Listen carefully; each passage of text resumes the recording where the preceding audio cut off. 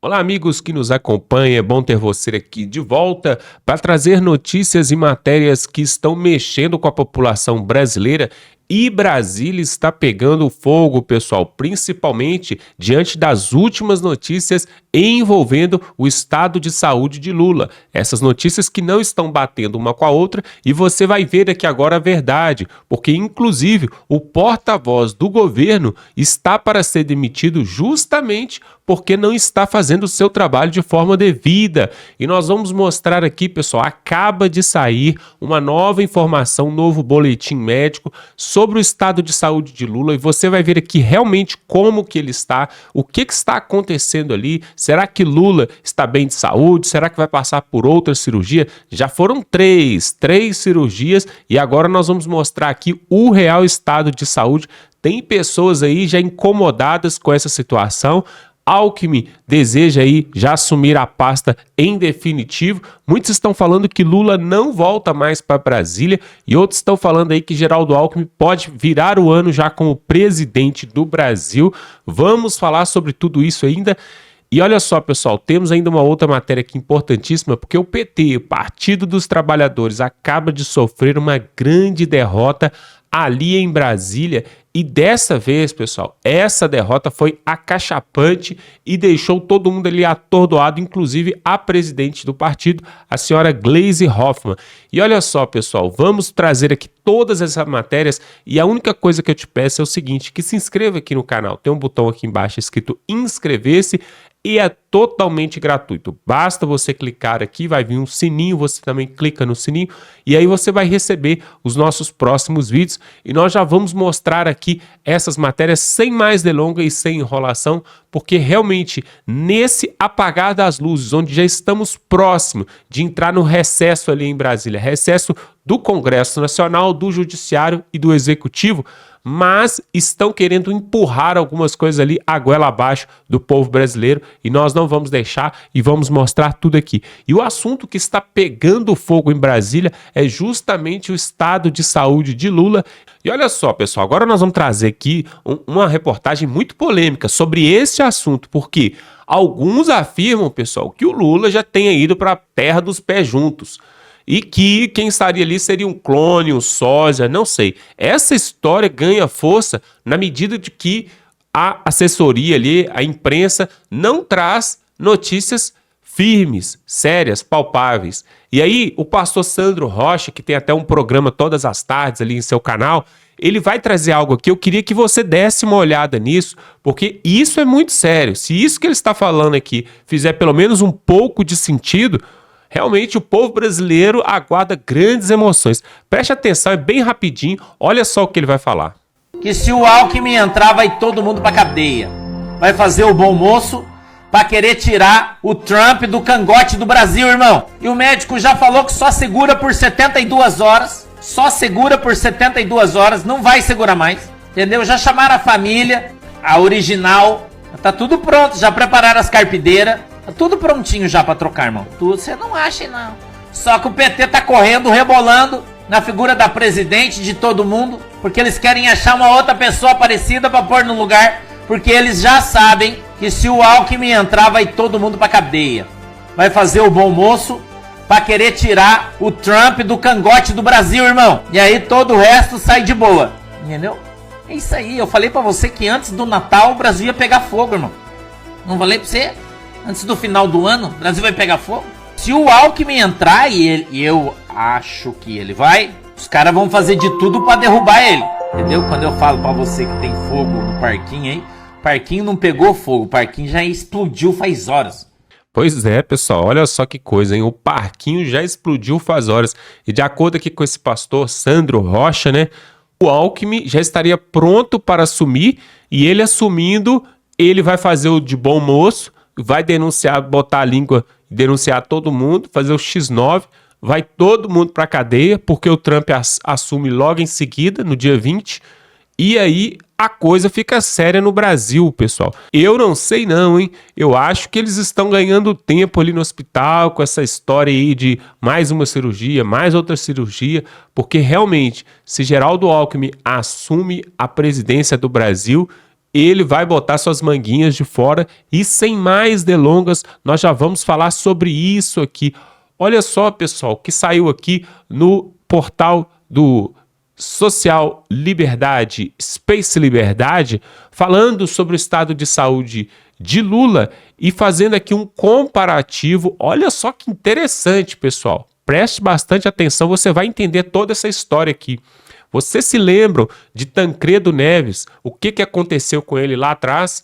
Que ele nem chegou a assumir, mas teve todo um borbúrio, teve toda uma situação antes de anunciarem a morte de Tancredo Neves. Pois é, você vai entender o que isso tem a ver com Lula. Quem vai trazer para nós é um jornalista aqui bastante conceituado, o Augusto Nunes, ali da Revista Oeste. Ele vai falar aqui, pessoal, sobre essa polêmica ali, diante desta foto que você está vendo aqui. Ele vai mostrar aqui tudo. Preste bastante atenção e voltamos logo em seguida.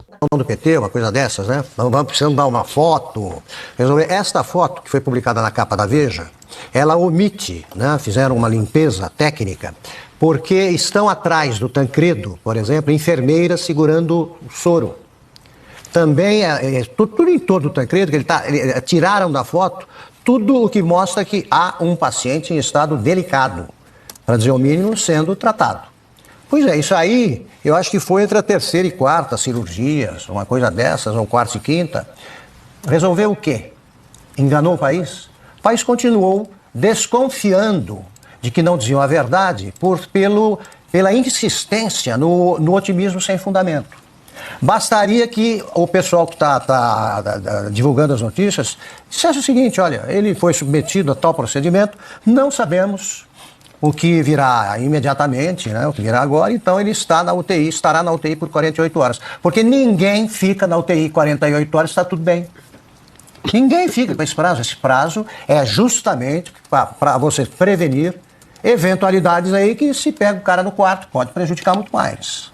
É a mania que tem o brasileiro de achar que a saúde do presidente não é um assunto que possa interessar à população. Interessa a todos. Eu, como não sou colunista da Folha de São Paulo, eu não torço pela morte de ninguém, não. Eu quero que o Lula se recupere e que viva tanto quanto possível. Ponto. Eu estou lidando com o futuro do Brasil, como lembrou o Silvio. Eles não confiam no Alckmin, não passam para o Alckmin. Também faz sentido, né? Porque passaram para o Alckmin a tarefa de receber um visitante. Era um cara que é o chefe de governo da Eslováquia, e ele saudou o primeiro-ministro da Iugoslávia. Então foi o que eu publiquei no X. Ele mostrou com isso que ele é capaz de duas coisas, né? Capaz de reunificar os Balcãs com uma frase, e segundo, mostrou que é uma besta quadrada. Porque não é possível, o cara está ainda no tempo da União Soviética. Ele está lá atrás, Daqui a pouco ele vai receber alguém da União Soviética. Né? Se aparecer alguém da Ucrânia, por exemplo, ou mesmo da Rússia, ele vai saudar o representante da União Soviética. Vamos lá. Não adianta esse negacionismo do PT. A dependência que o PT tem de um único líder torna mais necessária ainda a divulgação da verdade. Porque o PT já está lidando com um caso semelhante ao do Biden. Está todo o país pensando na saúde do presidente.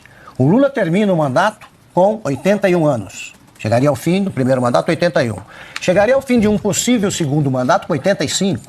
E com essa saúde, tudo isso pesa politicamente e tem de ser olhado com a naturalidade e a franqueza com que tratou o próprio câncer o presidente americano Ronald Reagan.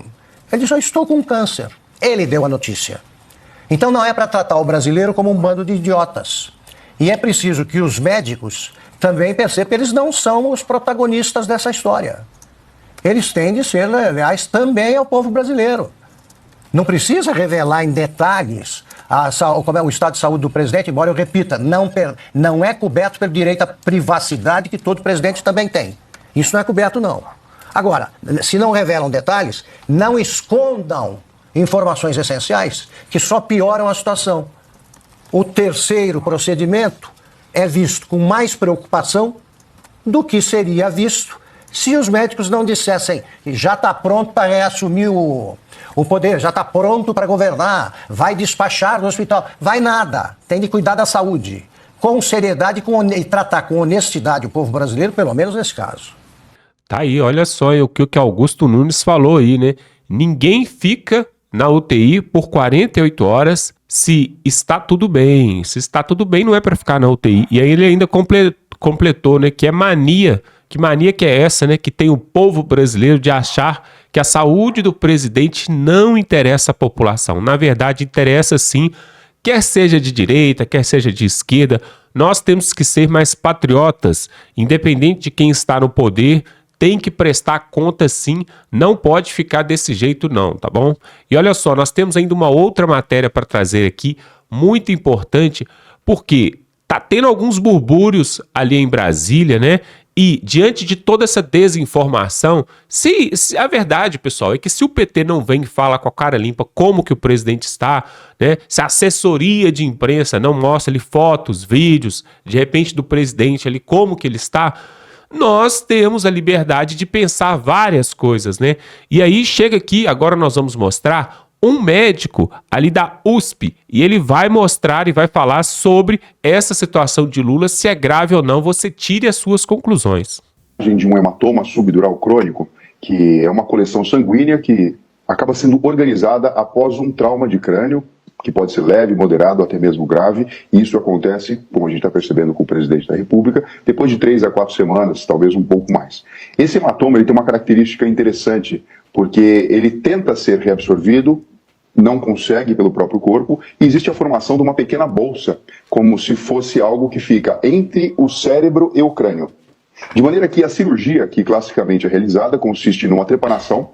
A trepanação, eu vou simplificar aqui a forma de falar. Basicamente é um buraco no osso que é feito com um instrumento, que pode ser um trépano manual, pode ser um drill elétrico, uma broca específica, que apenas perfura o osso, sem lesar, obviamente, a membrana que tem embaixo, que é a dura mater, que é a membrana mais espessa que envolve o sistema nervoso central.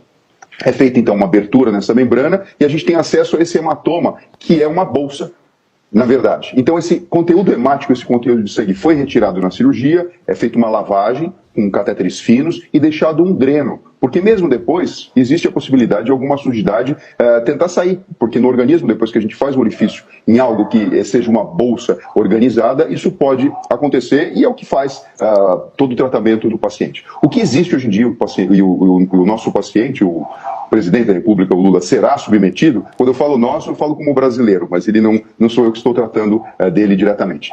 O que acontece? Existe evidência científica que, através de um procedimento considerado minimamente invasivo, que consiste na entrada de um catéter por uma artéria do corpo, pode ser artéria femoral, artéria braquial, num ambiente onde se faz cateterismo, mesmo cateterismo para verificar o funcionamento do coração ou para se tratar um aneurisma cerebral através de embolização, que não é o centro cirúrgico exatamente, mas tem características de organização e se tornar estéril para que o paciente possa ser operado.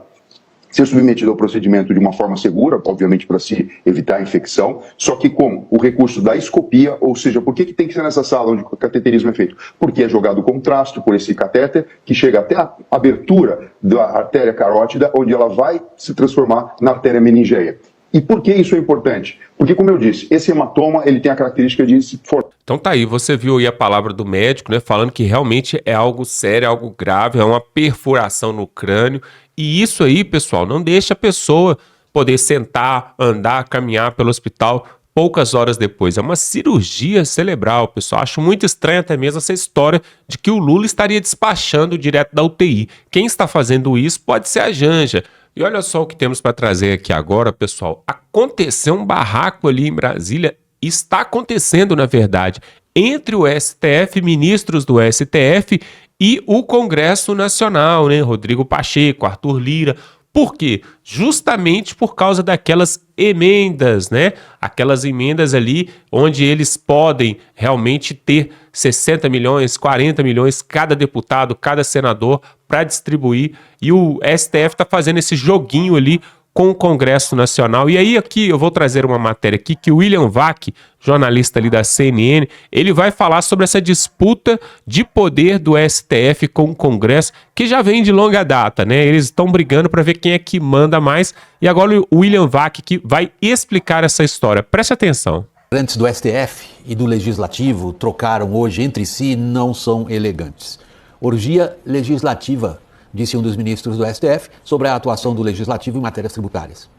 Agora é a democracia do piti disse outro ministro do Supremo sobre as reclamações de parlamentares em relação a regras para o pagamento de emendas. Do seu lado, o Legislativo reiterou que não vai aceitar o que chama de imposições do Supremo em seu pedaço. E não vai aceitar também o que chama de ativismo político do Judiciário. E não é nem questão de dinheiro, disse o presidente da Câmara dos Deputados. Teria sido melhor se ele tivesse dito que não é só questão de dinheiro. De fato, é algo muito mais sério. Há questões pontuais de muita relevância nas quais STF e Legislativo têm visões divergentes. Eu cito aqui o marco temporal das terras indígenas, por exemplo, ou a questão da regulação das grandes plataformas digitais. O importante a ser assinalado é que as divergências vão muito além de disputas sobre o mérito, disputas sobre o conteúdo desses assuntos. É uma disputa sobre a quem cabe tomar as principais definições. Em outras palavras, é uma disputa sobre um sistema de governo, que no momento é sim essa jabuticaba. Um legislativo forte e poderoso que faz em boa parte o que quer, um judiciário idem, que cada vez mais só faz o que quer, e um executivo pressionado, com grandes dificuldades para tomar decisões. De fato, tem razão o ministro do Supremo que disse que nunca viu nada igual no mundo inteiro em matéria de sistema de governo. O problema é saber se funciona. Pois é, e ainda tem o quarto poder, né? Além do executivo, do legislativo e do judiciário, tem um quarto poder. E o quarto poder é justamente a mídia, né? A grande mídia. E essa aí controla e cerceia tudo mesmo. E o problema aqui é o dinheiro, pessoal. Vamos falar mesmo a verdade. O problema aqui são as emendas impositivas que foi cortado lá atrás. O Flávio Dino, né, cortou lá atrás e os deputados e senadores não gostaram disso. E quem falou isso aqui, ó, democracia do Piti, foi justamente o Flávio Dino. Tá falando que os deputados e senadores estão dando piti. Ele tá fazendo um joguinho, né? Um joguinho. Na verdade, pessoal, tudo isso é para o governo arrecadar mais. Tá? Eles querem manter o dinheiro, o caixa do governo gordo. Por quê? Arrecadando mais, tem mais poder, tem mais autonomia e pode mandar mais, né? Ao contrário, deveria ser, né? Deveria dar mais autonomia para os municípios, para os estados, e o dinheiro tinha que chegar lá na ponta onde o povo brasileiro mais precisa. Mas isso não acontece, né? É realmente uma tristeza o que acontece no Brasil, e aí a gente vê o Supremo e o Legislativo brigando, na altura do campeonato, brigando por causa de decisão para ver quem manda mais. E diante desse debate que está sendo feito ali, travado em Brasília, sobre Lula, sobre Alckmin, quem governa, quem não governa, olha só, o deputado Ricardo Salles vai trazer aqui uma opinião bastante interessante, intrigante sobre essa situação, e ele vai falar aqui também sobre o estado de saúde de Lula e a visão dele, quem realmente está governando esse país. Eu acho que o Lula já não deveria ter sido candidato dessa vez.